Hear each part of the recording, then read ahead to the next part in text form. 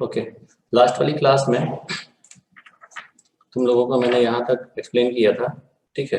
Capacitor voltage का एक derivation बताया था ताकि आप लोगों को पता हो कि कैपेसिटर के अक्रॉस चार्जिंग और डिस्चार्जिंग के टाइम पे वोल्टेज कैसे कैलकुलेट करते हैं, ठीक है। तो वो एक्चुअली यहाँ का पार्ट नहीं था, स्टिल नेटवर्क एनालिसिस और हमको आइडिया होना चाहिए, इसलिए मैंने एक्सप्लेन किया। अब हम कंटिन्यू करते हैं। मैंने फिर से वेवफॉर्म बनाई इनपुट की, ठीक है, क्योंकि हाफ वेव रेक्टिफाइड आउटपुट है, तो कैपेसिटर चार्जिंग और डिस्चार्जिंग हमने यहाँ बनाया हुआ 0 से T/2, देन 0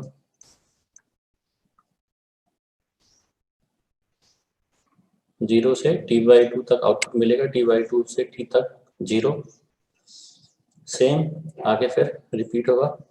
तो यहाँ हमने देखा था कि 0 से लेके पीक वोल्टेज तक कैपेसिटर की चार्जिंग होगी, क्लियर है।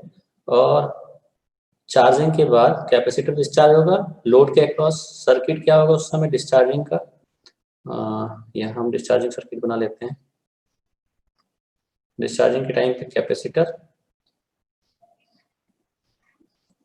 with initial voltage and in parallel ये है रेसिस्टेंस, लोड रेसिस्टेंस C। ये वोल्टेज कितना होगा, वोल्टेज का मैग्नीट्यूड बताओ मुझे।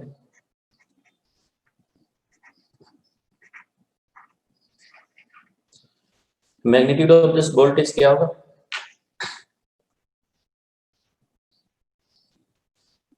ये सर्किट कहाँ से कहाँ तक है, नॉट 0,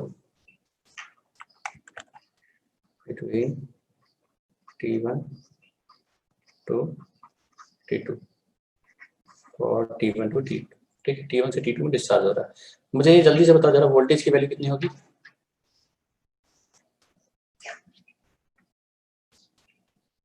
कोई भी। This is discharging circuit. Discharging के टाइम पे ये जो पोटेंशियल मैंने लगाया हुआ है ये क्या है, कैपेसिटर पे जो वोल्टेज आया है, दैट वोल्टेज जो कैपेसिटर ने स्टोर किया है चार्ज, कितना होगा, VC वैल्यू कितनी होगी VC की। VC तो इन जनरल VC कैपेसिटर के अक्रॉस वोल्टेज है, बट वैल्यू क्या होगी इसकी, Vmax होगी, ठीक है। बाकी लोग भी बोलना स्टार्ट करो। लास्ट क्लास में मैंने तुम लोगों को बोला था एक बार देखना, इसने देखा भी नहीं होगा डेरिवेशन, ठीक है। This is discharging circuit. क्यों T1 से T2 लिया होगा, क्योंकि यहाँ वेवफॉर्म में देखोगे तो T1 से T2 के बीच में ये डिस्चार्ज हो रहा है, इसलिए मैंने यहाँ डिस्चार्जिंग लिखा हुआ, discharging time. This is charging time, starting में भी 0 से T1 तक चार्जिंग टाइम। तो अगर हम साइकिल का एनालिसिस करें तो 0 से T1 में कैपेसिटर चार्ज होगा, पीक वोल्टेज Vmax, ठीक है। और यहाँ चार्जिंग का सर्किट अगर मैं बनाना चाहूँ तो चार्जिंग के टाइम पे क्या स्टेट होगी, चार्जिंग के टाइम पे डायोड शॉर्ट सर्किट, ठीक है। यहाँ सेकेंडरी, यहाँ प्राइमरी,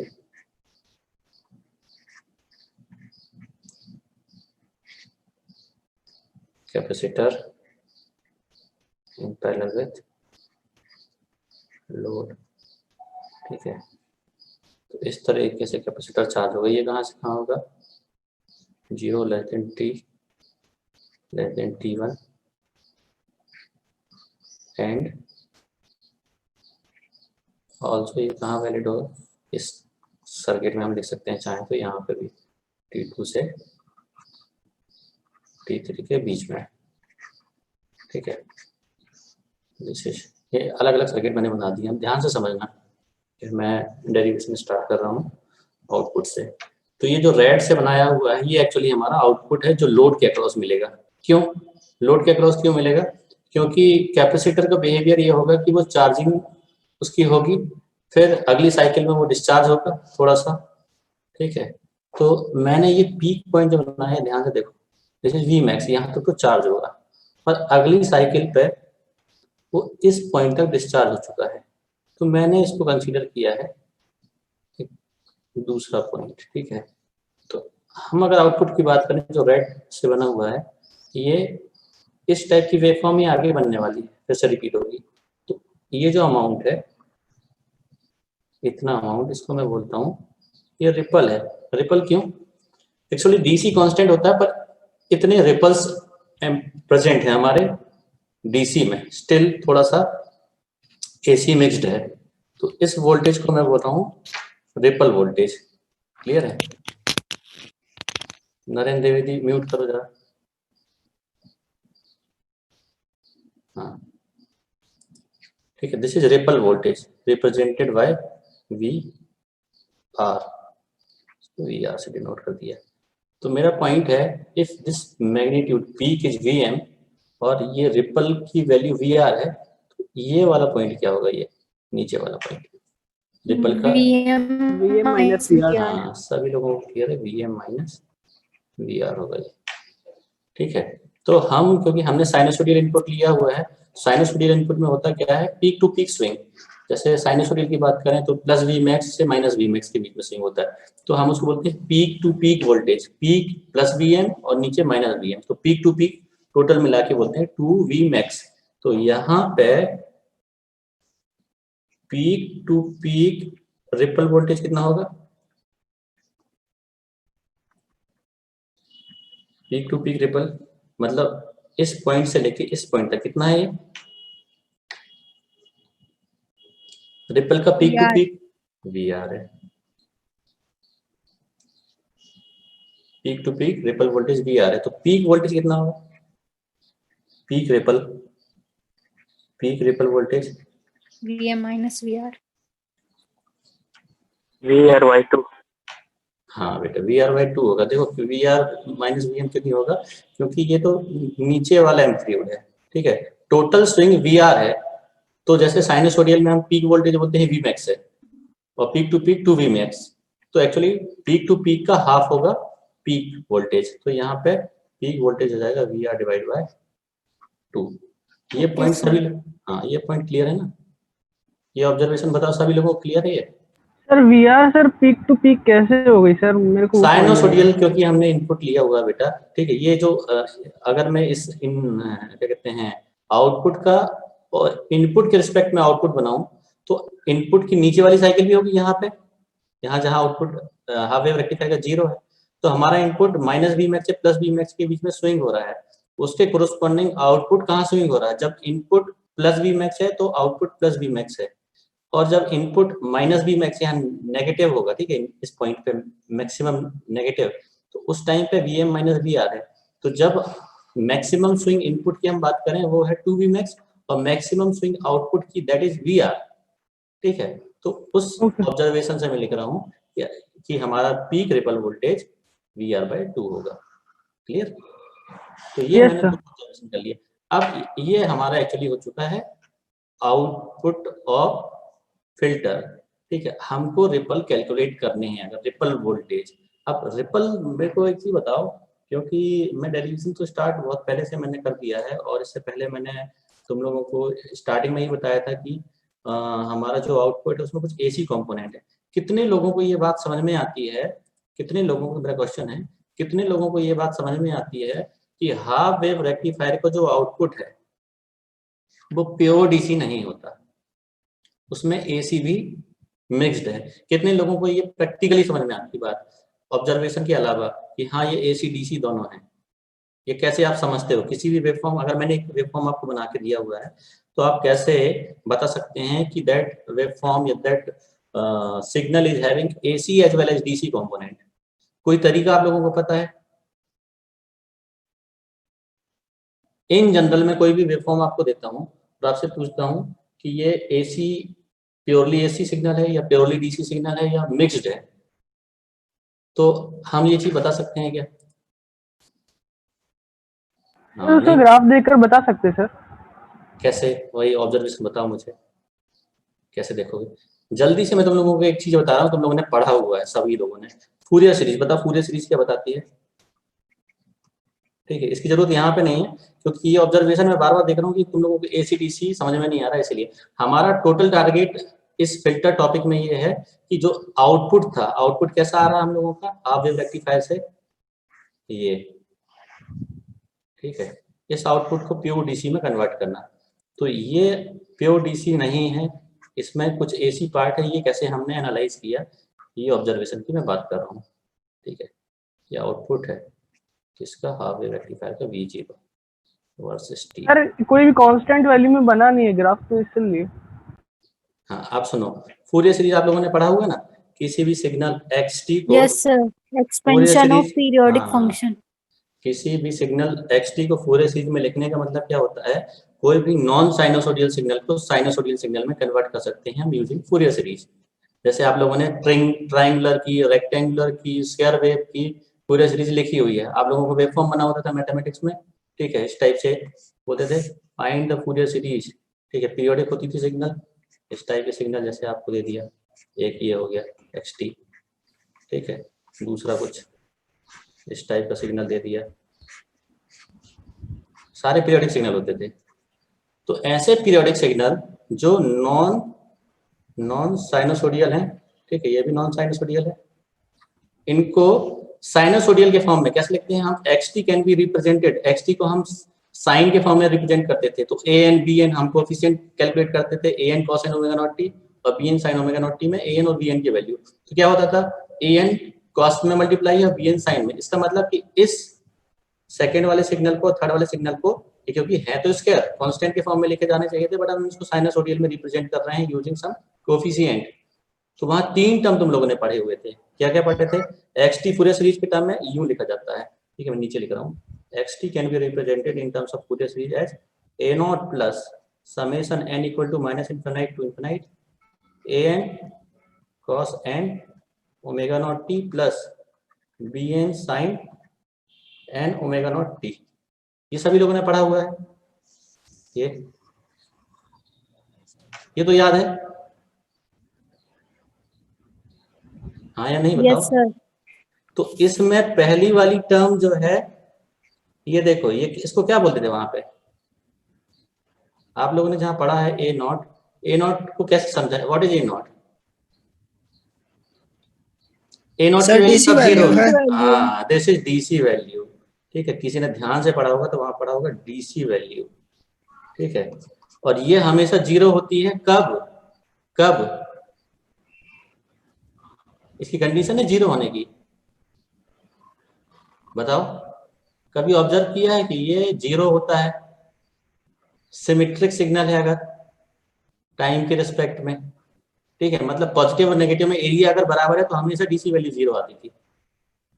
ऐसे सिग्नल जिसका पॉजिटिव एरिया और नेगेटिव एरिया बराबर है, मतलब जीरो से टी टाइम पीरियड में अगर पॉजिटिव नेगेटिव बराबर है तो डीसी वैल्यू जीरो होती थी। खैर तुमने डिटेल में मत जाओ, अभी बस यहाँ देखो, ये डीसी वैल्यू है और ये अगली टर्म, ये दोनों मिला के ये एसी वैल्यू है। ये क्यों है समझो, क्योंकि ये साइन के फॉर्म में लिखी हुई है, साइनोसोडियल्स के फॉर्म में, कॉस और साइन मल्टीप्लाई है, इसका मतलब ये ऑल्टरनेटिंग है, क्योंकि कॉस और साइन ऑल्टरनेटिंग होते हैं, और ये इंडिपेंडेंट ऑफ कॉस साइन है तो ये डीसी है।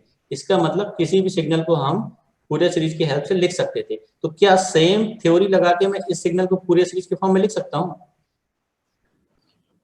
सर एक और बार समझा दीजिए। पहली चीज मैं बोल रहा हूँ कि फूरियर सीरीज का introduction, why we are using Fourier series. Fourier series का हम यूज करते हैं नॉन साइनोसोडियल को साइनोसोडियल में कन्वर्ट करने के लिए। फिर मैंने फूरियर सीरीज का फॉर्मूला लिखा, इसमें तीन टर्म है, ए नॉट, ए एन और बी एन। तो ये जो ए एन के कोफिशिएंट है और बी एन के, इनमें कॉस और साइन है, इसका मतलब ये ऑल्टरनेटिंग है, कॉस और साइन एसी होते हैं, ठीक है, टाइम के साथ चेंज हो रहे हैं, इसलिए दोनों टर्म एसी टर्म होंगे, तो उसको मैंने एसी वैल्यू लिख दी, दोनों को मिला के कंबाइन ली, ठीक है, ये और ये। और क्योंकि ये इंडिपेंडेंट ऑफ फ्रीक्वेंसी है, ये फ्रीक्वेंसी डिपेंडेंट है ओमेगा, ये फ्रीक्वेंसी इंडिपेंडेंट है, इसलिए ये डीसी है, इसकी फ्रीक्वेंसी जीरो है, यहाँ कोई भी कॉस और साइन मल्टीप्लाइड नहीं, ये डीसी वैल्यू है, ठीक है।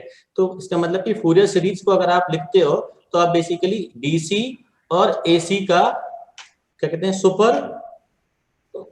सुपर इम्पोज करते हो, मतलब दो पार्ट में डीसी और एसी के एडिशन के फॉर्म में किसी भी सिग्नल को लिख सकते हैं। अब डिपेंड करता है कि अगर वो कंप्लीटली एसी सिग्नल होगा तो उसकी डीसी वैल्यू कितनी आएगी, जीरो।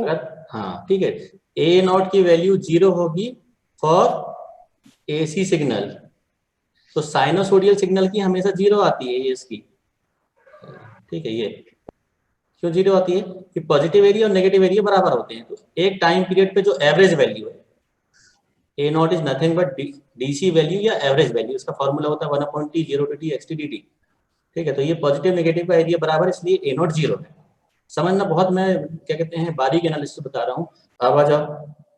तो हाँ, मैं ये बोल रहा था कि किसी भी सिग्नल को फूरियर सीरीज की हेल्प से हम लिख सकते हैं साइनसोडियल सिग्नल के फॉर्म में, अगर नॉन साइनसोडियल है। ये तो तुम्हारा एस्पेक्ट था जो तुमने मैथमेटिक्स में पढ़ा। अब हम बात करते हैं हमारे ऑब्जर्वेशन की। अगर ए नॉट 0 है तो मैं ये बोलता हूँ कि डीसी वैल्यू 0 है, इसका मतलब सिग्नल कंप्लीटली एसी होगा।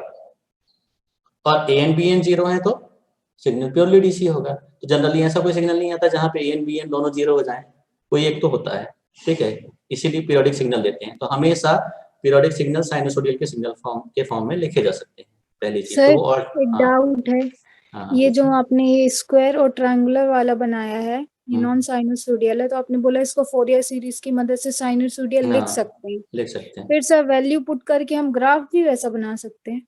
Exactly exactly. अगर इसका मैं तुम लोगों को, अगर तुम लोग चाहो तो एक लिंक सेंड करूंगा, ठीक है। क्या होता है थोड़ा सा और डिटेल में अगर देखोगे तो जैसे ये सिग्नल है, इस सिग्नल की मैं बात करूं तो देखो ये किससे मैच करता हुआ सिग्नल है। इसके ऊपर मैं मॉडुलस साइन, फंक्शन से होगा क्या नहीं मैच नहीं करता नहीं हुआ? नहीं, देखो देखो साइन, ये साइन की वेव फॉर्म है, ठीक है। और इसी के नीचे एक और मैं यहाँ बना रहा हूँ, सॉरी ये नीचे नहीं बनेगा नेगेटिव में। किसी सिग्नल का दूसरा रिप्रेजेंटेशन, तुम बताना कि किससे ज्यादा अप्रोक्सीमेट हो रहा है ये। दूसरा कॉस की वेव फॉर्म होती है इस तरह। तो अगर मैं इसको अप्रोक्सीमेट करूंगा तो किससे ज्यादा अप्रोक्सीमेट होगा ये, कॉस से या साइन से? सर ये वाला तो साइंस और ऊपर वाला। साइन से होगा, होगा, यस सर। ठीक है। तो इसमें अगर आप चेक करोगे तो बी एन के कोफिशिएंट ज्यादा प्रेजेंट होंगे, ठीक है। Okay B sir. एन के कोफिशिएंट ज्यादा प्रेजेंट होंगे। ऑड वैल्यूज के लिए ए एन 0 हो जाएगा। और डिटेल में मैं कभी फूरियर सीरीज का, तो एक्चुअली क्या होगा कि जब ए एन बी एन की सारी वैल्यूज रखोगे और हर एक साइनोसोडियल को आप ऐड करोगे, जैसे यहाँ पे आ जाओ, यहाँ पे आप पहला वाला कुछ साइनोसोडियल ए एन निकलेगा, ठीक है, और बी एन निकलेगा इस तरीके से। तो बी एन की ये वैल्यू होगी B1। फिर B2 वाले को ऐड करोगे तो उसकी फ्रिक्वेंसी डबल हो जाएगी एक तो, और मैग्नीट्यूड भी चेंज हो जाएगा, इस तरीके की फ्रिक्वेंसी डबल। तो जब हम सारे साइनोसोडियल को ऐड करेंगे तो वो एग्जैक्टली इस सिग्नल के जैसे दिखाई देगा। फूरियर सीरीज का मतलब ये है कि जब हम फ्रिक्वेंसी डबल करते जाते हैं, हर बार क्या होता है, एन की वैल्यू 1 2 टू 3 4 सो ऑन रखोगे।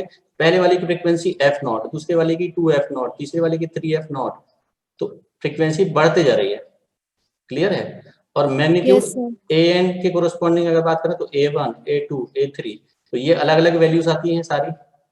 तो हर बार एक साइनोसोडियल ऐड हो रहा है जिसकी फ्रिक्वेंसी अलग है और मैग्नीट्यूड अलग है। तो जब इनको सुपर इम्पोज करेंगे या इनको सुपर पोजिशन हम इसमें अप्लाई करेंगे, जब हम सबको ऐड करेंगे एक साथ विथ मैग्नीट्यूड, तो जो रिजल्टेंट सिग्नल होगा वो एग्जैक्टली ये स्क्वायर वेव जैसे दिखाई देगा। ये पूरे सीरीज का मैजिक है कि नॉन साइनोसोडियल को साइनोसोडियल की हेल्प से लिख दिया। मतलब मल्टीपल साइनोसोडियल को ऐड करोगे तो वो नॉन साइनोसोडियल बना सकते हैं। और इसका जो है एक क्या कहते हैं वर्चुअल, मतलब जो एक लिंक है जहाँ पे आप देख सकते हो कि कैसे नॉन साइनोसोडियल, मतलब आप विजुलाइज कर सकते हो उसको। तो वो लिंक मैं आप लोगों को सेंड करूंगा जिनका सर इंटरेस्ट है सुपर समझने यस सर, में। व्हाट्सएप हाँ ग्रुप में कर दीजिएगा। हाँ। सुपर इम्पोज कैसे करेंगे सर, किसको किसमें करना? सुपर इम्पोज नहीं, एक्चुअली सुपर पोजिशन बोल रहा हूँ। सुपर पोजिशन मतलब कि पहला वाला ऐड करना, दूसरा वाला ऐड करना, तीसरा वाला ऐड करना, चौथा वाला, सो ऑन, सारे ऐड होंगे तब जाके रिजल्टेंट तो ओरिजिनल सर कौन सिग्नल कौन सी जैसे। वेव को, जैसे ट्रायंगल आपने बनाए है, साइनोसोडियल वो बनाए साइन डिपेंड की? करेगा, वो डिपेंड करेगा फूरियर सीरीज कोएफिशिएंट पे। जैसे अगर आप क्या कहते हैं इस सिग्नल की बात करो तो इसमें ए एन की वैल्यू क्या है, बी एन की वैल्यू क्या है, तो हर एक वैल्यू को आपको ऐड करना होगा एन की।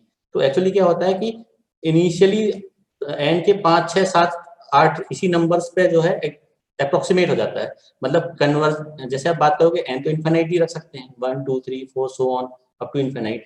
लेकिन क्या होता है कि आपको उतने हायर वैल्यूज पे जाने की जरूरत नहीं, क्योंकि लास्ट लास्ट में जो वैल्यूज होती है ना, एन की वैल्यू जैसे जैसे बढ़ती है, कोफिशिएंट जो ए एन होता है वो बहुत कम होने लगता है, आप देखना, ठीक है, किसी भी एक सिग्नल के लिए।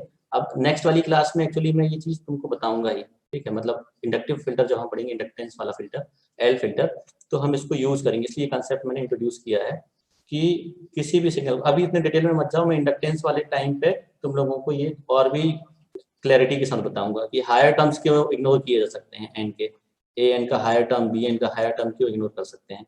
ठीक है। ओके तो सर। यहाँ पे दो पार्ट है, एक डीसी वैल्यू है, दूसरी AC value.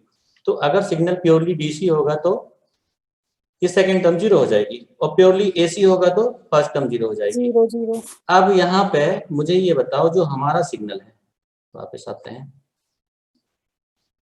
Half wave rectifier, एक मिनट यहीं बनाया हुआ था कि हाफ वेव रेक्टिफायर, हाँ, इस सिग्नल को भी मैं फूरियर सीरीज की हेल्प से लिख सकता हूँ क्या?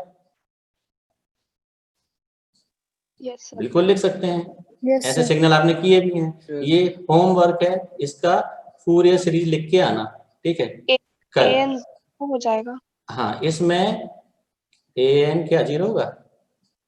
Yes sir. चेक करना, ठीक है, ये हमेशा जीरो होगा कि नहीं होगा। और बी एन, ठीक है, नहीं एक्चुअली नहीं होगा, ठीक है, वो मैं तुम लोगों को कुछ ऑब्जर्वेशन बताऊंगा कि कैसे निकाल सकते हैं। इसमें सिमेट्री नहीं है, डायरेक्ट सिमेट्री, ठीक है, हिडन सिमेट्री तो है बट डायरेक्ट सिमेट्री इसमें कोई नहीं है, ठीक है। तो अगर डायरेक्ट सिमेट्री में और सिमेट्री होती तो B N zero, even symmetry में ए एन जीरो, है ना, ऐसे ही होता है। Yes sir. ऑपोजिट बता दिया, और symmetry A N zero, even symmetry B N zero, ये होता है, ठीक है। तो इसमें एक चीज देखो, इसको अगर फूरियर सीरीज की हेल्प से लिखोगे तो क्योंकि इसका नेगेटिव एरिया जीरो है और पॉजिटिव एरिया है, बस इतना समझो ध्यान से कि इसमें ए नॉट की वैल्यू बताओ मुझे, ए एन बी एन में से कोई एक तो एग्जिस्ट कर ही रहा होगा, चलो ये मान लो कि इनमें से कोई एक एग्जिस्ट कर रहा है, वैसे दोनों करेंगे पर एक ऑड वैल्यू इसके लिए जीरो हो जाएगा। तो ए एन बी एन में से कोई एक भी अगर एग्जिस्ट कर रहा है तो एसी कंपोनेंट प्रेजेंट है या नहीं? ए एन और बी एन में से कोई भी एक अगर प्रेजेंट है किसी भी एक, होगा सर, तो present एसी होगा। वैल्यू होगी, ठीक है, मतलब इस सिग्नल में एसी वैल्यू तो है। अब डीसी के लिए हम लोग ए नॉट ऑब्जर्व करेंगे, मुझे बताओ ए नॉट जीरो होगा कि नहीं होगा? नो सर नहीं होगा नहीं होगा नॉन सर। जीरो होगा, क्यों? क्योंकि इसका नेगेटिव एरिया जीरो है और पॉजिटिव वाला फाइनाइट है, तो नेट एरिया जीरो नहीं होगा। तो आप टाइम जैसे हमने निकाला अभी, इसकी डीसी वैल्यू कितनी होती है? V max by pi, half wave rectifier के केस में V max divide by pi. तो इसका मतलब डीसी वैल्यू भी प्रेजेंट है और कुछ एसी वैल्यू भी प्रेजेंट है। मैग्नीट्यूड भी कंपेयर कर सकते हैं कि डीसी और एसी कितना कितना है, ठीक है, जब एन की वैल्यूज पता लग जाएंगी तो एक्चुअली होगा ये कि इस हाफ वेव रेक्टिफायर में डीसी एसी दोनों प्रेजेंट है। इसलिए मैं बोलता हूँ कि इस सिग्नल को प्योर डीसी बनाने के लिए इसका एसी पार्ट हटाना है। आप समझ में आया कि हम क्या कर रहे हैं, इसका एसी पार्ट हटाना चाह रहे हैं। तो एसी पार्ट हटाने के लिए देखो मैंने क्या किया है, कैपेसिटर लगाया, तो इस टाइप की वेवफॉर्म मुझे मिल रही है अब ये। तो इसमें अब जो चेंजेस हैं वो और भी कम हो गए। अब जो स्विंग है ये वी आर, बस इतनी देर के लिए ये रिपल्स प्रेजेंट है, इतने शॉर्ट ड्यूरेशन के। तो एसी अब और भी कम हो गया। डीसी जब हो जाएगा प्योर तो स्ट्रेट लाइन आ जाएगी, अभी नहीं हुआ है, थोड़ा सा एसी अभी भी प्रेजेंट है, ये मैं बोलना चाह रहा हूँ। ये पॉइंट क्लियर है? इसको अभी और पूरे, यस सर हाँ, तो इस सर अब जब इस पीक नहीं रहेगी सर तभी वो डीसी हो जाएगा ना, जब कोई पीक नहीं हाँ, रहेगी। जब चेंजेस नहीं होंगे, पीक नहीं, जब चेंजेस नहीं होंगे, कांस्टेंट रिपल वैल्यू। नहीं होगा तो अभी भी इसमें चेंजेस हैं, हर थोड़ी देर के बाद रिपीटिशन है, मतलब पीरियोडिसिटी है, मतलब ऑल्टरनेटिंग है, चेंजिंग है, चेंजिंग नहीं होना चाहिए, ठीक है। तो मैं क्या करना चाहता हूं, अब इस नए सिग्नल का रिपल वोल्टेज कैलकुलेट करूंगा। रिपल वोल्टेज क्यों? रिपल वोल्टेज ही वो पैरामीटर है जो ये बताता है कि कोई भी सिग्नल कितना एक्यूरेट है, डीसी के क्लोज है कितना। समझ रहे हो? रिपल वोल्टेज क्या बोलते हैं हम? रिपल, सॉरी रिपल वोल्टेज नहीं, रिपल फैक्टर। रिपल फैक्टर जो होता है ये RMS value of AC divide by DC value होता है। This is ratio of this RMS to DC, RMS value of AC signal divide by DC value. तो AC signal मतलब कि AC component का आरएमएस वैल्यू। तो ये actually quality है किसी भी सिग्नल की, डीसी कितना प्योरली वो डीसी है, ठीक है। तो मुझे ये आउटपुट मिल चुका है, इस आउटपुट के लिए मुझे आरएमएस वैल्यू कैलकुलेट करनी है, ठीक है, और डीसी वैल्यू कैलकुलेट करनी है। ये दो चीजें मेरे को कैलकुलेट करना है। ये पॉइंट क्लियर है सभी लोगों को? यस सर ठीक है, आरएमएस वैल्यू कैलकुलेट करना चाहता हूं मैं और डीसी वैल्यू कैलकुलेट करना चाहता हूं। तो आरएमएस वैल्यू के लिए अब तुम ध्यान से थोड़ा सा देखो, आरएमएस वैल्यू के लिए इस सिग्नल के सिर्फ आउटपुट को मैं फिर से ड्रॉ कर रहा हूँ यहाँ, ठीक है, इस सिग्नल के आउटपुट को मैं फिर से ड्रॉ कर रहा हूँ सिर्फ आउटपुट को, और इस बार इनपुट के साथ सुपर इम्पोज नहीं कर रहा। हम देखना चाहते हैं कि किस टाइप का ट्रेंड है इसका। ये इस तरीके से इंक्रीज होगा और फिर डिक्रीज, मतलब ये चार्जिंग होगी और फिर डिस्चार्जिंग होगी, फिर डिस्चार्जिंग, फिर चार्जिंग, फिर डिस्चार्जिंग। तो इस टाइप का रिपीटिशन मिलेगा आगे। ठीक है, ये आउटपुट वोल्टेज है, वी आउट वर्सेस टी। तो ये नेचर अगर आप देखो, ठीक है, ये पल्स का ये जो है, अगर इसको एक्सिस मान लें हम इसको, तो ये ट्रायंगुलर टाइप का सिग्नल दिखाई दे रहा है, ट्रायंगुलर वेव। Yes sir. तो देखो मैं ये बोलना चाह रहा हूँ कि स्टिल ये ऑल्टरनेटिंग सिग्नल जैसे है। आगे अगर आप इसको और एनालाइज करोगे ना, तो ये फिर से जो है थोड़ा सा कम एम्पलीट्यूड के साथ, तो इसको मैं बोलता हूँ कि ये रिपल कितने हैं, कम एम्पलीट्यूड मतलब ये कितना वेरिएशन है। इसको हमने मान लिया है ये वी आर है, ये वी मैक्स है, ये V max minus V R है। तो अब क्योंकि ये ऑल्टरनेटिंग सिग्नल है और इसी का मुझे आरएमएस वैल्यू कैलकुलेट करना है, इसलिए मैंने आरएमएस वैल्यू ऑफ एसी लिखा है। तो this is kind of alternating signal AC, और किसके जैसा है, ट्रायंगुलर सिग्नल जैसे। ठीक है, ट्रायंगुलर सिग्नल जैसे है।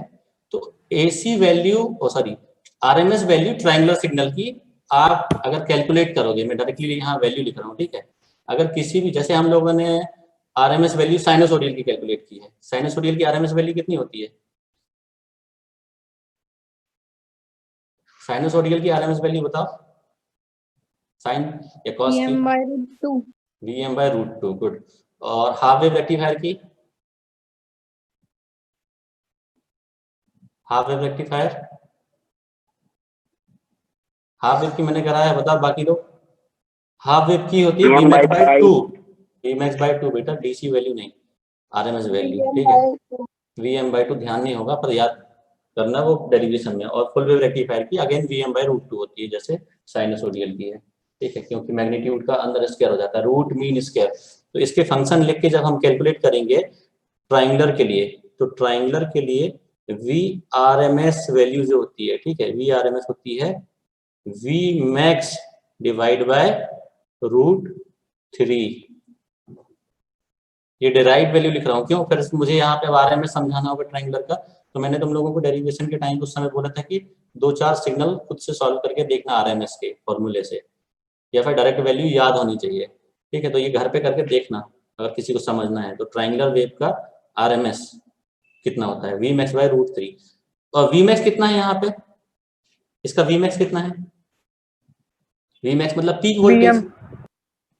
यहाँ से देख के बताओ, peak voltage, Vmax peak voltage है, ये लिखा हुआ देखो, इसलिए यहाँ पे ऑब्जर्वेशन लिखा है ये।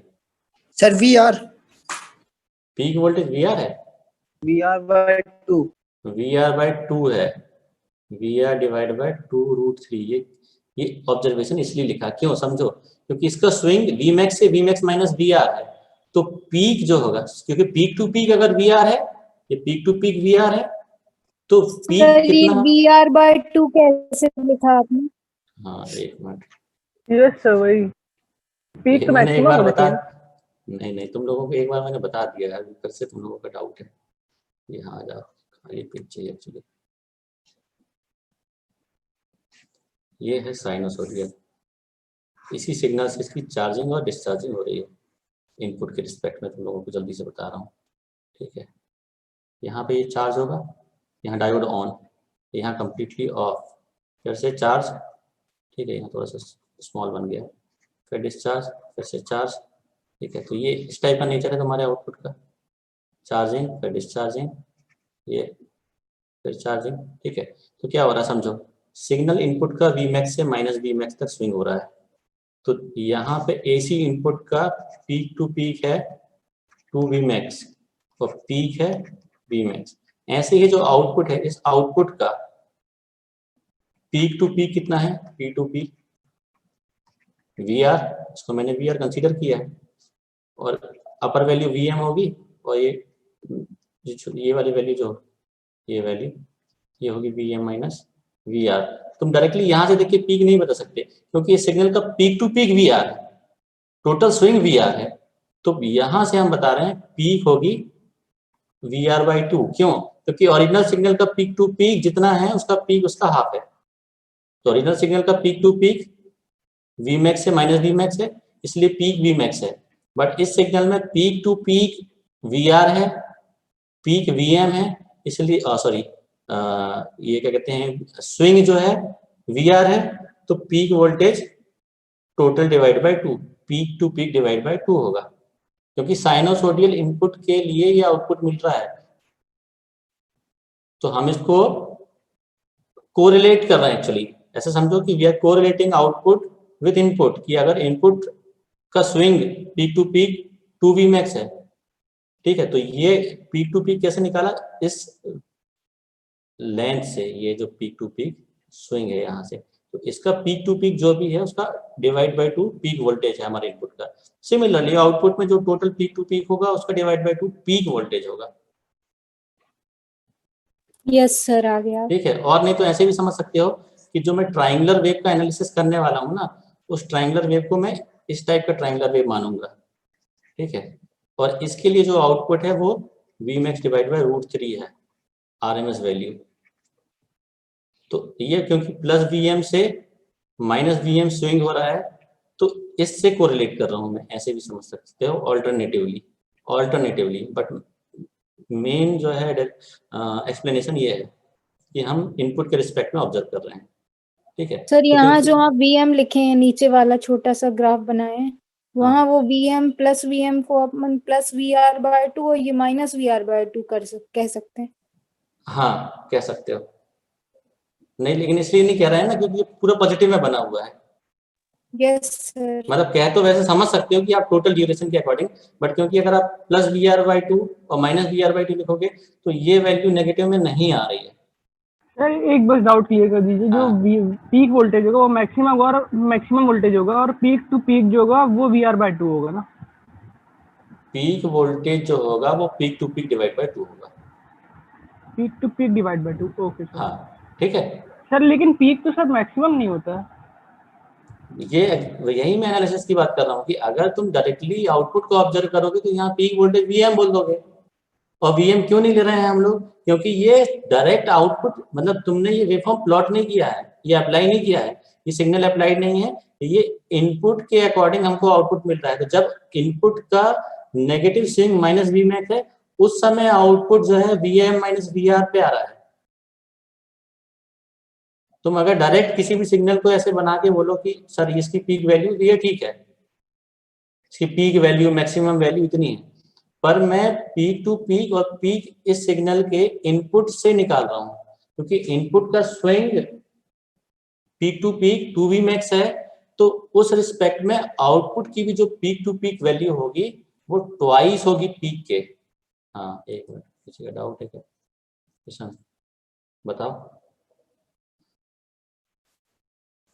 अभी इस पॉइंट पे कंफ्यूजन ज्यादा क्रिएट मत करो, तुम बस एक ऑब्जर्वेशन ध्यान रखो कि हमारा जो इनपुट साइनोसोडियल है वहां पीक टू पीक और पीक के बीच में रिलेशन ये है कि peak voltage is twice peak to peak divide by 2 sinusoidal के केस में, है ना। साइनोसोडियल में peak to peak voltage divide by 2 करेंगे तो पीक आता है। उसी एनालॉजी को मैंने यहाँ लगाया है। तो यहाँ मैंने पीक टू पीक अगर VR बोला है तो पीक वोल्टेज कितना होगा, VR डिवाइड बाय 2। ये जो दो लाइन लिखी हुई है, ये this one and this one, ये मैंने लिखी हुई है ऑल्टरनेटिंग के रेफरेंस से। इसके अलावा कोई भी पॉइंट यहाँ वहाँ कंफ्यूजन क्रिएट मत करो। ये दोनों मैंने ऑल्टरनेटिंग इनपुट के रेफरेंस में लिखी हुई है। कैसे? ऑल्टरनेटिंग के लिए जो पीक टू पीक होता है और पीक, उनके बीच में रिलेशन सेम इसी तरीके का होगा। Okay sir. क्लियर है? क्योंकि बाकी देखो तुम डायरेक्टली वेव फॉर्म एनालाइज करोगे तो तुमको कंफ्यूजन होगा कि सर यहाँ तो VM दिखाई दे रहा है, फिर आपने VM दिखाई दे रहा है, उसको VR/2 कैसे लिख दिया आपने। यस सर वही। क्लियर है? तो मैं तुम लोगों को रेफरेंस दे रहा हूँ कि ऑल्टरनेटिंग के लिए जो पीक टू पीक वैल्यू है उसका डिवाइड बाय 2 पीक वोल्टेज होता है।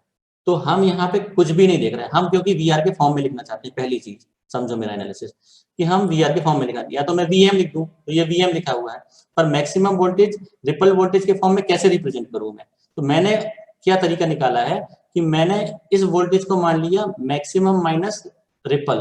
क्यों? इस टोटल स्विंग को मैंने रिपल वोल्टेज माना है। तो अगर ये टोटल स्विंग यानी peak to peak swing VR है तो पीक वोल्टेज वीएम की जगह वीआर के फॉर्म में लिख सकते हैं VR/2। क्लियर है? मैं वीएम के फॉर्म में इसलिए नहीं लिख रहा क्योंकि आंसर मुझे रिपल वोल्टेज के फॉर्म में चाहिए। Okay sir. ठीक है, तो ये आ गया आप लोगों का VR/2 मैंने रिप्लेस कर दिया। ये ट्रायंगुलर वेव के लिए आरएमएस वैल्यू लिखी मैंने Vmax/√3 और मैंने Vmax को रिप्लेस। Vmax क्यों लिखी? क्योंकि Vmax इन जनरल किसी भी वेव फॉर्म के लिए होता है। तो यहाँ पे Vmax या V पीक लिख सकते हो अगर किसी को कंफ्यूजन है। यहाँ भी Vm यहाँ भी Vm, तो V पीक वैल्यू कितनी है? VR/2। तो ये होगी पहली वैल्यू। और दूसरी वैल्यू हमको निकालनी है DC। ठीक है, DC तो DC वैल्यू हो जाएगी VDC equal to IDC into RL। ठीक है, ये जो जनरल वैल्यू होती है IDC इंटू RL। तो DC current into load resistance, ये इन दोनों का हम लोगों को रेशियो लेना है। इन दोनों का हम लोगों को रेशियो। तो अब मुझे VR कैलकुलेट करना होगा, रिपल वोल्टेज। ठीक है, ये अगले वाले पॉइंट में और ज्यादा क्लियरिटी आ जाएगी कि मैंने मैक्सिमम क्यों नहीं लिखा, रिपल क्यों लिखा है। ठीक है, अब यहाँ पे हम लोगों को अगर हम रेशियो की बात करें तो इन दोनों का रेशियो लेना है। तो रेशियो में क्या चीज आएगी? VR की वैल्यू हमको कैलकुलेट करनी होगी। तो मैं VR के लिए सॉल्यूशन देखता हूँ कि कैसे निकाला जा सकता है। ठीक है, उसके पहले एक ऑब्जर्वेशन देखो ध्यान से। मैक्सिमम वोल्टेज इस पॉइंट पे Vmax है और यहाँ पे वोल्टेज कितना हो चुका है? This is T1, this is T2 और इसको मान लिया हमने T3 कुछ। ठीक है, ये ओरिजिनल वेव फॉर्म में एक बार जल्दी से जाते हैं। यहाँ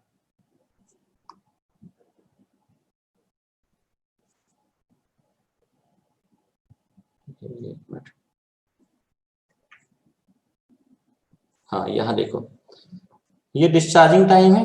डिस्चार्जिंग T1 से T2 के बीच में हो रही है कैपेसिटर की, और फिर अपॉर्चुनिटी मिलती है कैपेसिटर को चार्ज होने की दोबारा T2 से T3 के बीच में। तो मुझे टाइम पीरियड की अगर मैं बात करूं तो इस पीक से लेके अगले पीक तक ये टाइम पीरियड है वेव फॉर्म का। तो एक कंप्लीट टाइम पीरियड में, ध्यान से देख के मुझे बताना, एक कंप्लीट टाइम पीरियड में कैपेसिटर कहाँ पे चार्ज हो रहा है और कहाँ पे डिस्चार्ज हो रहा है? सर पीक में चार्ज होगा वीएम में।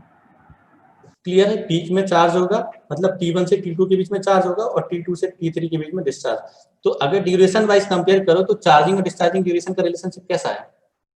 डिस्चार्जिंग टाइम और चार्जिंग टाइम का रिलेशनशिप। सर 5 टाइम्स है। यहाँ बेटा यहाँ देखिए होता है, यहाँ 5 टाइम कैसे दिखाई दे रहा है?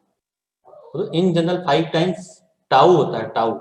यहाँ ये बताओ कि चार्जिंग टाइम और डिस्चार्जिंग टाइम का अगर रिलेशनशिप में बोलूं तो चार्जिंग टाइम बहुत कम है और डिस्चार्जिंग टाइम बहुत ज्यादा है। तो अगर दोनों को कोरिलेट करें या हम देखें कि T2 से T3 को अगर निगलेक्ट करें या T से हम कोरिलेट करें तो T can be written as, T की जो वैल्यू होगी T equal to T charging होगा प्लस T डिस्चार्जिंग, और T को ऑलमोस्ट T डिस्चार्ज लिख सकता हूं क्या मैं? Yes sir. ये ऑब्जर्वेशन है, T को T discharge almost T discharge लिखा हुआ। क्यों? क्योंकि चार्जिंग टाइम बहुत निगलेक्ट है। क्यों निगलेक्ट है? बहुत कम क्यों है? क्योंकि ये चार्जिंग पाथ है, इस पाथ में कोई भी रेसिस्टेंस नहीं है। तो प्रैक्टिकली तो आइडियली तो R 0 है, प्रैक्टिकली फाइनाइट होगा, थोड़ा सा होगा, स्मॉल वैल्यू होगी, तो बहुत जल्दी ये चार्ज हो जाएगा। ठीक है, तो चार्जिंग टाइम को मैंने निगलेक्ट करके T discharging is almost equal to T time period लिख दिया है। कैसे? ये टोटल T है, टोटल T T1 से T2 प्लस T2 से T3 है। तो T1 से T2 डिस्चार्जिंग है और T2 से T3 चार्जिंग है, इसलिए मैंने चार्जिंग प्लस डिस्चार्जिंग लिखा। तो अगले लाइन में मैंने डिस्चार्जिंग चार्जिंग को इग्नोर कर दिया क्योंकि चार्जिंग टाइम ऑलमोस्ट बहुत कम है as compare to discharging time. अब ये सब इंट्रोडक्शन क्यों किया? क्योंकि हमने एक कैपेसिटर लोड के अक्रॉस जो वोल्टेज है, आउटपुट वोल्टेज, उसकी वैल्यू हमने निकाली हुई थी। आउटपुट जो वोल्टेज है वो कितना होता है कैपेसिटर में, आरसी सर्किट में, लास्ट वाली क्लास में जो डेरिवेशन वीसी। मुझे वैल्यू बताओ जरा कितनी होती है फाइनल वैल्यू? V0 मैंने निकाला था आरसी सर्किट में, ये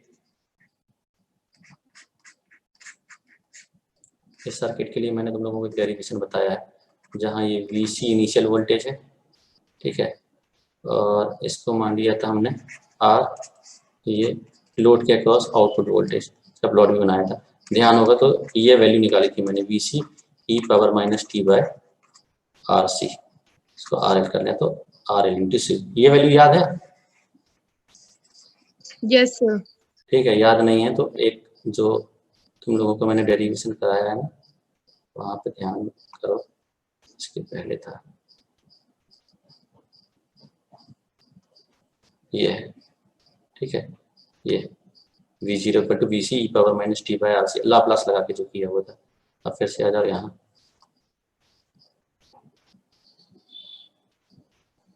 ठीक है, ये है V0 equal to VC e power minus T divide by RC, ये टाउ होता है टाइम कांस्टेंट। अब हमारे वेव फॉर्म में जो हमारा आउटपुट का वेव फॉर्म है, इसका मतलब क्या है कि किसी भी पॉइंट T पे अगर वोल्टेज कैलकुलेट करना है लोड के अक्रॉस, ठीक है, लोड के अक्रॉस, तो वो इस इक्वेशन से हम निकाल सकते हैं। हमारे क्वेश्चन के केस में VC कितना है? Output is V0 only. VC कितना है? कैपेसिटर की वोल्टेज कितने हैं? कैपेसिटर में कितना वोल्टेज है? VR/2√3। कैपेसिटर वोल्टेज बताओ बेटा, कैपेसिटर चार्ज कहाँ तक हो रहा है? सर VM Vm तक, Vm into E power minus T divide by RL into C, ठीक है, ये है हमारे पास इक्वेशन। अब वेव फॉर्म में देखो,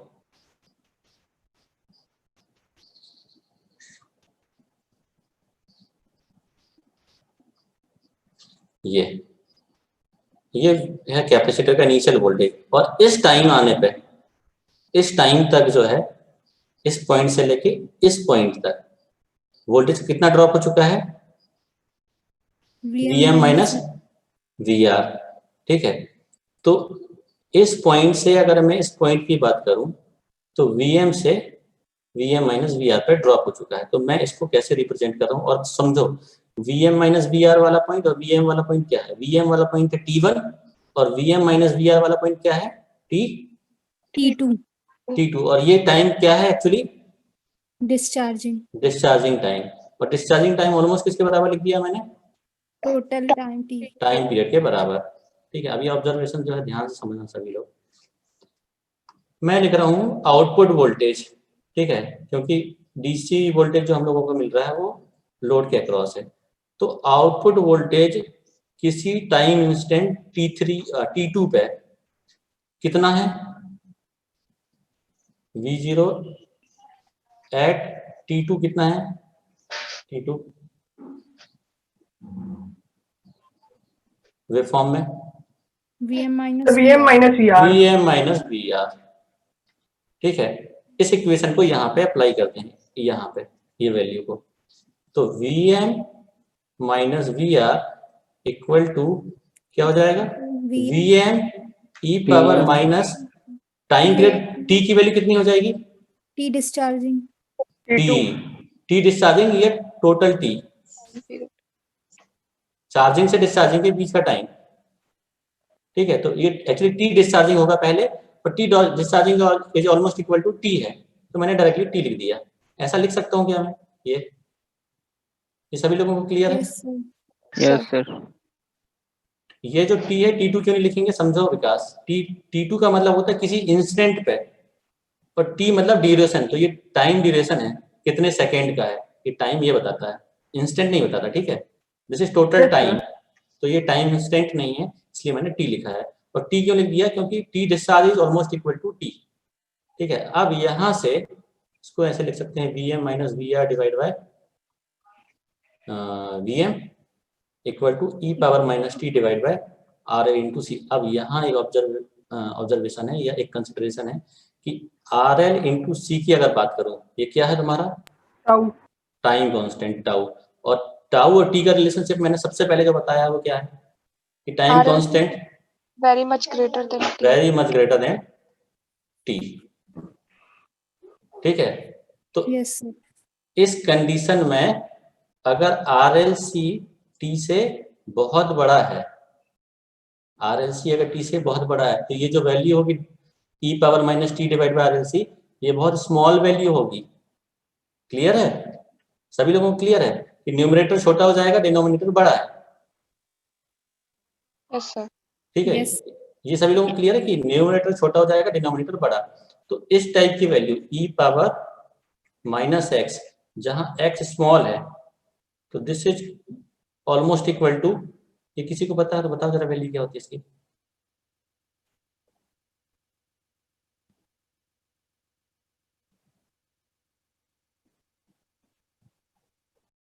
अगर x क्लोज टू 0 है, बताओ मुझे, x स्मॉल है मतलब, ठीक है, 1 के बराबर हो जाएगी। 1 के बराबर।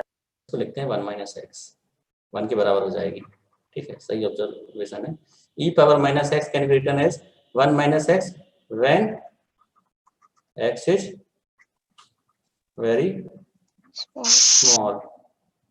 तो ये हम अप्रोक्सीमेशन यहाँ लगाते हैं, Vm minus VR divide by Vm equal to क्या हो जाएगी value, 1 minus T divide by RL into C. यहाँ से मुझे VR कैलकुलेट करके बताओ जल्दी से।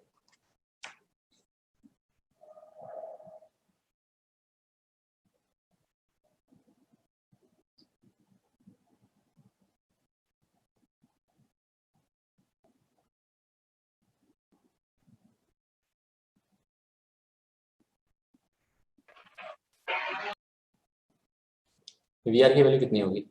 Vm into T upon RLC. हाँ, Vm into T divide by RL RLC। और this is time period. Reciprocal और टाइम पीरियड क्या होता है? 1 अपॉन Frequency. टी। तो इसको ऐसा भी लिख सकता हूँ क्या मैं, Vm divide by RLC into F, लिख सकते हैं। Yes, sir. ठीक है, और एक और रिप्लेसमेंट देखो जरा जल्दी से यहाँ पे, Vm divide by RL, maximum voltage divide by load resistance. मतलब जो भी आपका आउटपुट वोल्टेज मिल रहा है लोड के अक्रॉस, वो करंट होगी actually, Vm divide by RL। और करंट किस समय होगी, जो DC पॉइंट एक्चुअली हमको मिल रहा है, क्योंकि ये लोड के अक्रॉस इसलिए DC करंट होगी। तो Vm डिवाइड बाय RL को मैं रिप्लेस कर सकता हूँ IDC से, तो IDC divide bye C into F, लिख सर सकते हैं ऐसा। लोड के पास मिलेगी तो सर वो डीसी हो ऐसे कंफर्म कैसे होता है? इसीलिए कंफर्म है क्योंकि ये डिस्चार्जिंग साइकिल है, और डिस्चार्जिंग साइकिल में कैपेसिटर हमने क्या किया हुआ है, कैपेसिटर चार्ज हो रहा है AC से और डिस्चार्ज हो रहा है, तो जितना भी तुम लोगों को करंट मिल रहा है वो DC होगा। Yes, sir. DC ऐसे भी नहीं, एग्जैक्टली DC नहीं बोल सकते, ठीक है, तुम्हारा पॉइंट क्लियर है, बट ऐसे मैं DC बोल रहा हूँ कि अगर मैं रिपल्स की बात करूँ उस समय वो रिपल्स बहुत स्मॉल हैं, तो ऑलमोस्ट इक्वल टू आप बोल सकते हो, एग्जैक्ट वैल्यू तो नहीं होगी, ठीक है, बट ऑलमोस्ट जो मैक्सिमम पार्ट होगा वो DC पार्ट होगा। सर वो तो अपने करंट के ऊपर डिपेंड करेगा ना, वो रजिस्टर के ऊपर तो डिपेंड नहीं करेगा ना, जैसे आप बोले कि रजिस्टर के देखो बिल्कुल करेगा, रजिस्टर पर बिल्कुल डिपेंड करेगा। RL की वैल्यू हाई है, ठीक है, RL की वैल्यू हाई है, तो जो मैक्सिमम ड्रॉप होगा वोल्टेज का वो इसके अक्रॉस होगा, लोड के अक्रॉस, ठीक है। ये वाला पार्ट जो कैपेसिटर का होता है वो AC प्रोवाइड करता है, लोड पूरा का पूरा DC प्रोवाइड करेगा, तो मैक्सिमम पार्ट जो होगा वो DC होगा। ऐसे भी इसको जो है आप समझ सकते हो, या डायरेक्टली समझना है तो ऐसा समझो कि चार्जिंग वाली साइकिल से जब अगली डिस्चार्जिंग साइकिल पे आओगे तो डिस्चार्जिंग साइकिल पे रिपल्स बहुत कम है, जो हमने वेवफॉर्म इससे पहले बनाया हुआ है, तो जो करंट भी फ्लो होगी उसका मैक्सिमम पार्ट DC होगा, मेजॉरिटी पार्ट। तो मैं Vm डिवाइड बाय RL की अगर बात करूं, जो भी इस सर्किट से करंट फ्लो होगी वो करंट ऑलमोस्ट DC करंट होगी। उस कंसीडर में मैं उस कंडीशन में मैं Vm डिवाइड बाय RL को DC करंट कंसीडर कर सकता हूं। Okay sir. ठीक है, लोड पे इफेक्टिव जो, क्योंकि हमारा जो भी DC है वो लोड के अक्रॉस मिल रहा है, और बाकी AC बाईपास होता है जो इनिशियल ऑब्जर्वेशन, चार्जिंग टाइम भी बहुत स्मॉल है तो उससे भी रिलेट कर सकते हैं। उससे भी कर सकते हैं एग्जैक्टली, कि चार्जिंग टाइम बहुत स्मॉल है, ठीक है, तो हमारा जो डिस्चार्जिंग में कंप्लीटली DC मिलेगा, ऑलमोस्ट कंप्लीटली DC मिलेगा। अब यहाँ पे ध्यान से देखो, मैंने VR कैलकुलेट कर लिया है, VR की वैल्यू क्या आ गई मेरी, फाइनल वैल्यू VR की है IDC divide by C into F. ठीक है, ये आ गई हमारी वैल्यू। अब आते हैं हम वापस कैलकुलेशन के लिए। कैलकुलेशन क्या करना है हमको, रिपल फैक्टर का। तो सर एक रिपल बार फिर से फैक्टर, समझा दीजिए सर, नहीं समझ में आया कि रेजिस्टेंस से अक्रॉस डीसी कैसे मिलेगा। उसको रुक जाओ बेटा, ठीक है। मैं तुमको अभी जल्दी से एक ऑब्जर्वेशन बताऊंगा, इसके पहले वाला तुम भूल गए हो, थोड़ा सा इसको कंप्लीट करने के बाद है ना, मैं ओके बता सर। रहा हूँ। रिपल फैक्टर की वैल्यू है RMS value of AC divide by DC value. RMS value AC की कितनी थी, वी मैक्स डिवाइड बाय √3, क्योंकि ये ट्राइंगुलर वेव था, और DC value IDC into RL. ठीक है, और वी मैक्स की वैल्यू क्या है, वी आर डिवाइड बाय 2, 2√3। और ये IDC into RL. V R मैंने कितना कैलकुलेट किया है जस्ट अभी, IDC upon C। IDC upon CF। F into C. ठीक है, यही 2√3 मल्टीप्लाई हो गया divide by IDC into RL. Final value क्या होगी, 1/2√3 सी एफ आरएल। ठीक है, this is ripple factor capacitor filter का, ये फाइनल वैल्यू है। ठीक है, ये डेरिवेशन में अब एक चीज देखो कि रिपल फैक्टर लोड रेसिस्टेंस का रेसिप्रोकल है, मतलब इनवर्सली प्रोपोर्शनल है। Ripple factor is inversely proportional to RL. तो आरएल जितना हाई होगा रिपल फैक्टर उतना कम होगा। कम होगा, और यही हम चाहते हैं। तो कैपेसिटर फिल्टर कब यूज करते हैं, जहां लोड रेसिस्टेंस हाई होता है, हाई लोड के केस में। ठीक है, मैं जल्दी से, अच्छा तुम्हारा सेकंड लेक्चर नहीं है क्या आज, है सर, किसका है, मैथ्स का सर। 5 बजे शेड्यूल है वो तो आज का। यस सर, 5 बजे, और हाँ एक तो 12:30 है। हाँ, मैं तुमको 10 मिनट और लूंगा है ना, मैं छोड़ दूंगा जल्दी, बस 10 सर मिनट और एक्चुअली लगेंगे। मेरे को पता नहीं था सर क्या कंसेक्यूटिव रहता है ना, तो मैंने गैप हाँ ठीक है, मैं 10 मिनट बस लूंगा, मतलब अभी 11:27 है, 10 मिनट बस और लगेंगे एक्स्ट्रा। मैं तुम लोगों को पूरा डेरिवेशन जल्दी जल्दी एक बार फिर क्विकली जो है रिवाइज कराऊंगा, ताकि तुम लोगों को समझ में आए, क्योंकि बहुत सारा सर डेटा एक इसमें चीज बताया। इसमें बताइए ना हाँ हाँ पूछो। सर, ये जो RF का आपने बोला कि मेजर ऑफ एक्यूरेसी होता है डीसी करंट, मतलब डीसी कितना आर डीसी है एल, वो आर एल ना, RF। तो आर, RF की हाँ वैल्यू रिपल कम फैक्टर, होगी तो, रिपल हाँ फैक्टर सर हाँ, रिपल फैक्टर। कम से कम तो होना सर चाहिए। इसकी वैल्यू कम होगी तो इसका मतलब कैसे हम इसका ऐसे सिग्निफिकेंस समझेंगे निकालेंगे? कि अगर इसकी वैल्यू यस कम सर। होगी तो ये एकदम स्ट्रेट लाइन मिलेगा। ठीक है, अगर थोड़ा थोड़ा वेरिएशन है इस तरीके का, मतलब कि रिपल्स प्रेजेंट है, चेंज हो रहा है। रिपल मतलब इन जनरल जो इंग्लिश मीनिंग है रिपल की, मतलब चेंजेस, थोड़ी देर के बाद कुछ जो है रिपल आ जाए, तो हम इसको रिपल इसलिए रिपल बोल रहे हैं कि थोड़ी थोड़ी देर में। तो क्या होगा, जो हम जैसे बैटरी चार्ज करते हैं, ठीक है, तो आपके चार्जर में अगर आउटपुट जो डीसी है वो प्योर डीसी नहीं होगा, तो आपका बैटरी का जो परफॉर्मेंस है वो ठीक नहीं होगा, आपकी बैटरी जल्दी डिग्रेड हो जाएगी। क्यों, क्योंकि बैटरी को डीसी से आप चार्ज कर रहे हो, उसको एसी दे दिया आपने, या आप जो भी इक्विपमेंट यूज कर रहे हो अगर वो डीसी पे ऑपरेट कर रहा है, उसको हमने एसी दे दिया है, एसी पे उसका परफॉर्मेंस डिग्रेड होगा। तो रिपल फैक्टर मेजरमेंट है डीसी की क्वालिटी का, और डीसी जहां आप डिवाइस पे यूज कर रहे हो उस डिवाइस की क्वालिटी जो आपने डीसी अप्लाई किया उस पर डिपेंड करेगी। Okay sir. क्लियर है, हाँ। ठीक है। तो यहाँ पे एक ऑब्जर्वेशन है कि लोड रेसिस्टेंस जितना हाई होगा रिपल फैक्टर उतना कम। ठीक है, तो कम लोड होगा। रेसिस्टेंस जितना हाई होगा उतना अच्छा है। तो पूरा कैपेसिटर फिल्टर ही उस कंडीशन के लिए, हर जगह मैंने तुम लोगों को बताया है कि आर एल की वैल्यू, आर एल सी जैसे मैंने बोला टी से ज्यादा होनी चाहिए, तो आर एल सी में आर एल ज्यादा होता है, सी तो हम कम ही रखते हैं, हैवी कैपेसिटर नहीं लगाते। ठीक है, लोड बड़ा होना चाहिए ताकि यहाँ पे चार्जिंग टाइम जो है कम से कम हो, डिस्चार्जिंग ज्यादा हो, ये कंडीशन। फिर यहाँ पे तुम लोगों को रिपल फैक्टर के लिए मैंने बताया आर एल ज्यादा से ज्यादा होना चाहिए। तो capacitor filter is only used when we have high load resistance या हाई लोड वैल्यू। ठीक है, अब विकास तुम्हारा जो डाउट है वो देख जरा जल्दी से। Yes sir. मैंने तुम लोगों को ये बताया था, ब्लॉक के फॉर्म में बता रहा हूँ, ठीक है, रेक्टिफायर, और अगला स्टेज रेक्टिफायर का हमने लगा के रखा हुआ है, हाँ ये कैपेसिटर, और ये है रेसिस्टेंस मतलब लोड।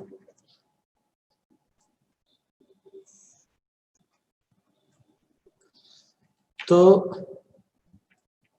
अब मुझे ये बताओ कि रेक्टिफायर के आउटपुट में क्या मिलता है हम लोगों को?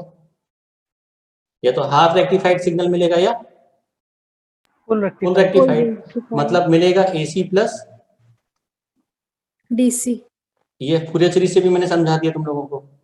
तुम चाहो तो फुल वेव की भी फूरियर सीरीज लिख सकते हो, इसकी भी लिख सकते हो और इसकी भी लिख सकते हो, अलग अलग आएंगी दोनों की वैल्यूज। तो दोनों में AC DC दोनों प्रेजेंट होंगे, क्यों? पॉजिटिव एरिया 2 बार हो जाएगा, तो इसकी DC वैल्यू डबल होती है इससे। इसकी होती है 2 Vmax बाय पाई, इसकी होती है Vmax बाय पाई DC। तो अब मुझे बताओ कैपेसिटर का रिएक्टेंस क्या होता है? 1/ओमेगा C। Omega C. तो AC सिग्नल के लिए F है 0 और इसके लिए F है हाई।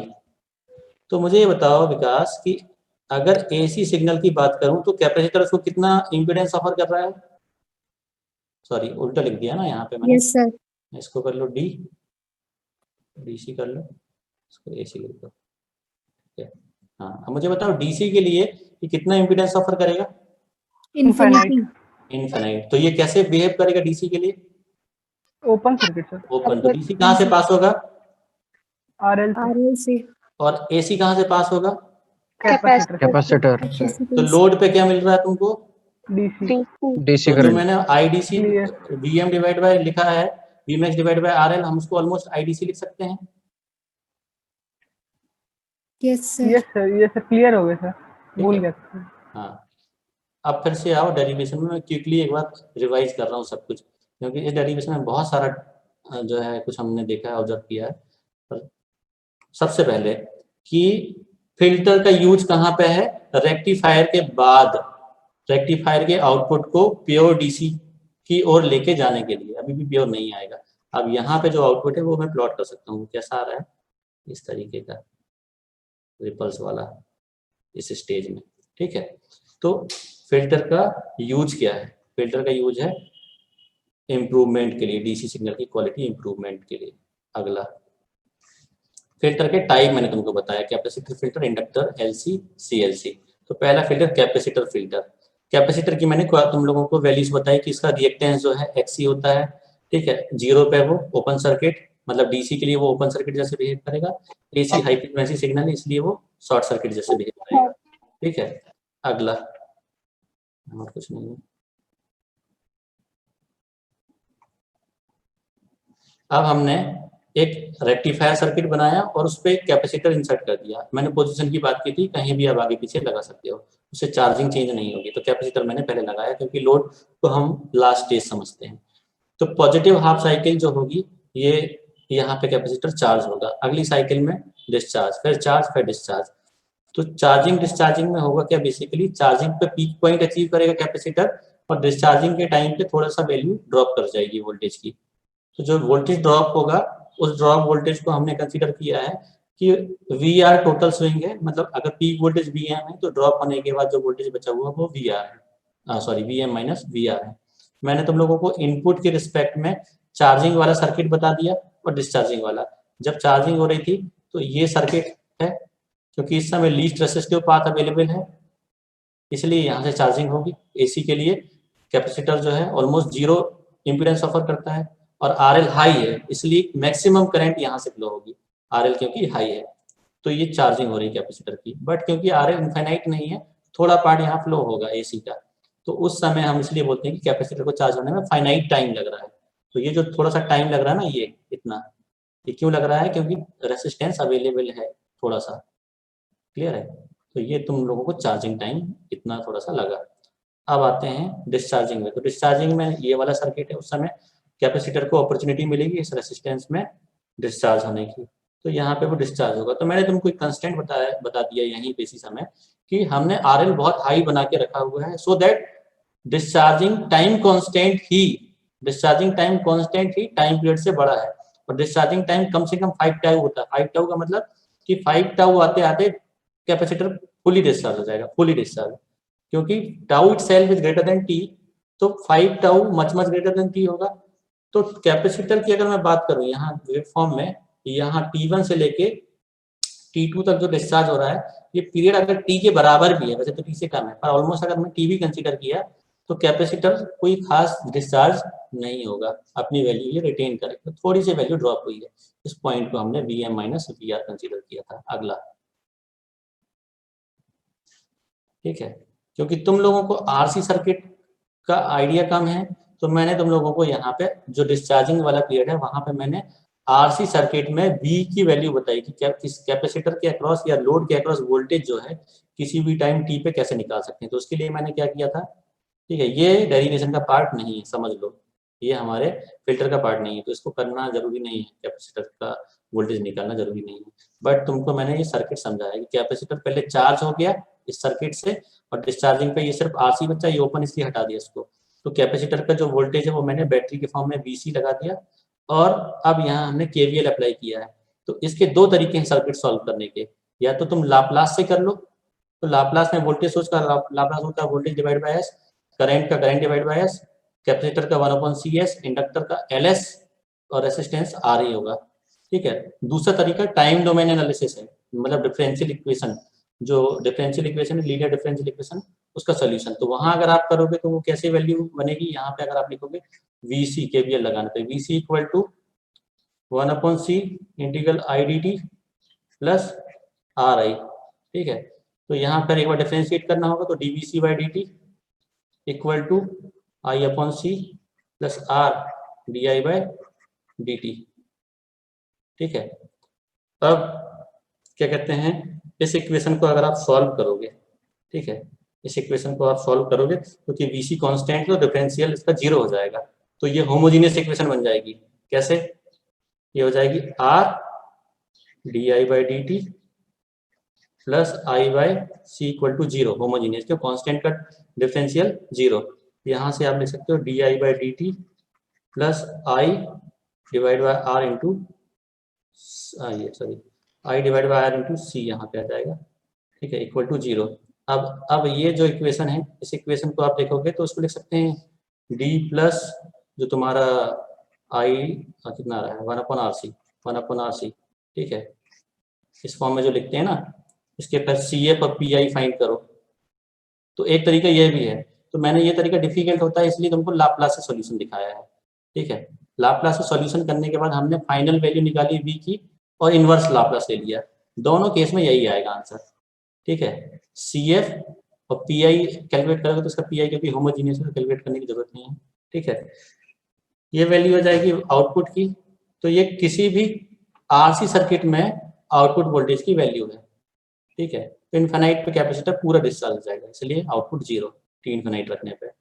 ये मैंने तुम लोगों को समझाया। इसका यूज कहाँ पे आएगा, जो अभी हमने वोल्टेज निकाली थी T डिस्चार्ज टाइमिंग के लिए, वहां पे इसका यूज है, इसलिए मैंने इसको समझाया है। ठीक है, इसका यूज क्या है, इसका यूज है डिस्चार्जिंग टाइम T2 पे जो वोल्टेज Vm माइनस VR हो गया है, वो इस इक्वेशन की हेल्प से हमने निकाला था। अब आते हैं नेक्स्ट पे।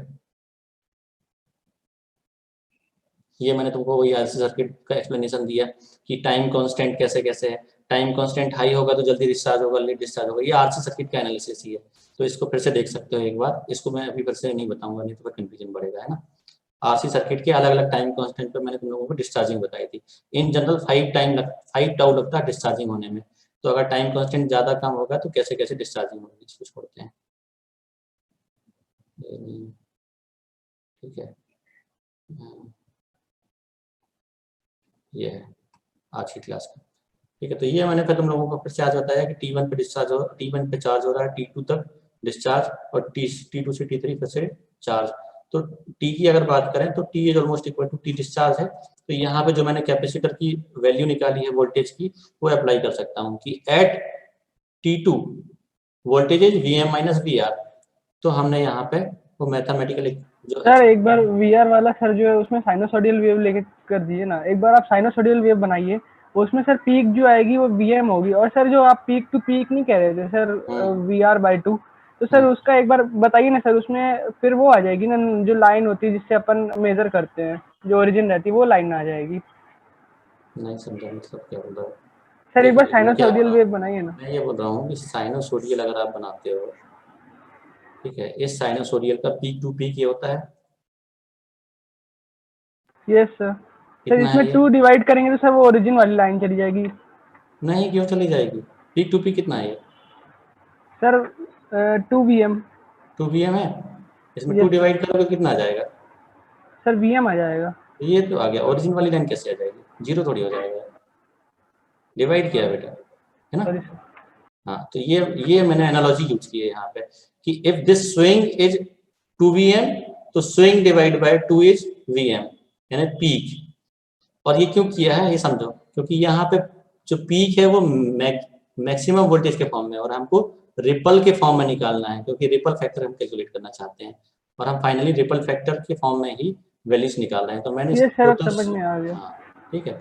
अब फिर मैंने क्या किया, ये जो आउटपुट की वेव फॉर्म है, बस यहाँ पे ये मतलब पूरे डेरिवेशन में मैंने आउटपुट वेव फॉर्म प्लॉट की है, और इसमें मैंने रिपल फैक्टर का फॉर्मूला लगाया है, AC RMS, जो RMS वैल्यू है AC कंपोनेंट का डिवाइड बाय DC।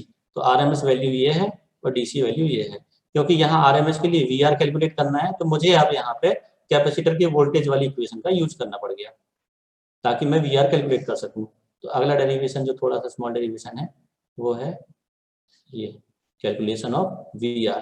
तो we are calculating VR using this equation. Discharging जो कैपेसिटर की होती है वहाँ वोल्टेज क्या है, V0 इक्वल टू VC।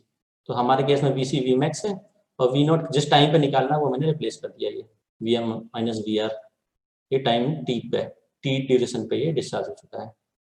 तो फाइनल वैल्यू VR की यहाँ पे आ चुकी है। यहाँ मैंने एक रिप्लेसमेंट किया था DC वाला, जो तुम लोगों को अभी भी मैंने एक्सप्लेन कर दिया कि DC क्यों लिख सकते हैं, क्योंकि डिस्चार्जिंग के टाइम पे ऑलमोस्ट DC करंट फ्लो होगी पूरी, या लोड से जो करंट फ्लो होगी दैट इज DC। ठीक है, अब फाइनल वैल्यू रिपल फैक्टर की, ये रेशियो लेने के बाद final value ripple factor is this. तो when RL is high we use capacitor filter. Next वाली क्लास में मैं समझाऊंगा तुम लोगों को इंडक्टर फिल्टर। ठीक है, यस सर। कोई भी Yes, डाउट sir. किसी को? No sir. ओके, ठीक है। अगली वाली क्लास के पहले सुनो ध्यान से सभी लोग, मैं पूछूंगा ठीक है अगली वाली क्लास में तुम लोगों से। अगली वाली क्लास में सब लोगों को इन दो सिग्नल्स के लिए, एक ही सिग्नल, चलो दो मत करो, इस सिग्नल के लिए ये बना लो सभी लोग, ठीक है। और तुम लोग क्योंकि XT के फॉर्म में लिखते हो तो मैं XT लिख दे रहा हूँ, XT वर्सेस T, मैथमेटिक्स में सब लोगों ने पढ़ा है। ये है 0 T/2 माइनस T/2 और T, टी। ठीक है। Find Fourier series of x of t, ये कैलकुलेट करके आना। इसकी जरूरत पड़ेगी मुझे इंडक्टर फिल्टर में, ठीक है। तो फिर से ये इतना बड़ा डेरिवेशन नहीं करूंगा मैं डायरेक्टली तुम लोगों को A0 AN और BN लिखूंगा, ठीक है। तो तुम लोग इसकी वैल्यू कैलकुलेट करके आना Yes, फूरियर sir. सीरीज की, ठीक है। एंड करते हैं अभी क्लास।